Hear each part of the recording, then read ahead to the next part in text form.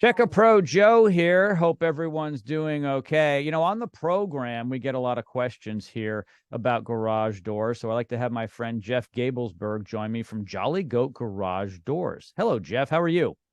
Hey, Joe, I'm doing great. It is great to have you here. Thank you so much for being that resource for our listeners. I know it helps your customers as well when we can do this type of conversation. So here's the question. How does the cold weather affect my garage door? It's a great question, actually. And getting into the winter months, we get that question a lot. And a lot of times, homeowners will actually wait until it's too late. And when it gets cold, garage doors act up. A majority of the time, we'll see, over the months during the summertime, the door might be getting a little squeaky, and a homeowner might put some lubricant on the rollers or the hinges and some of the bearings and things like that.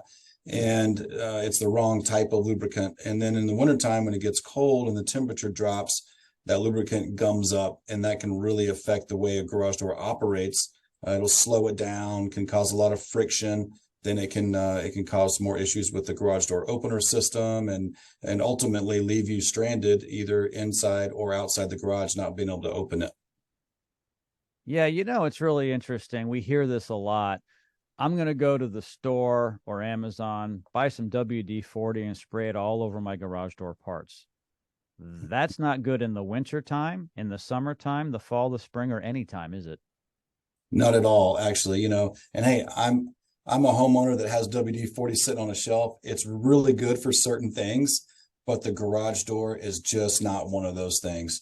It really should be a professional grade lubricant that you use that's made specifically by a garage door manufacturer for that door.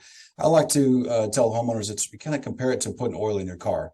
You're not just going to go buy some cheap oil that's just off the shelf somewhere at 7-Eleven. You're going to get a good quality oil to go into that engine to keep it lubricated, to keep it running long so that you can rely on it. So we're talking about the winter months. In Oklahoma City and the surrounding areas, it doesn't really get cold like in Minnesota. But can the cold weather affect the spring? Absolutely. Yeah. And we get temperatures, here in Oklahoma City in the state of Oklahoma can get down in the teens, single digits, but not for very long. But when that happens, yes, the springs are the first things to go. And in the summertime, we have broken springs, but in the wintertime, it doubles. And the reason for that is it's a metal just like anything else, and the molecules inside that steel stop moving, and it doesn't allow that spring to be as pliable as it was before. And so when the metal gets harder because the molecules stop moving around and slow down, then it just breaks. And it's a very common thing.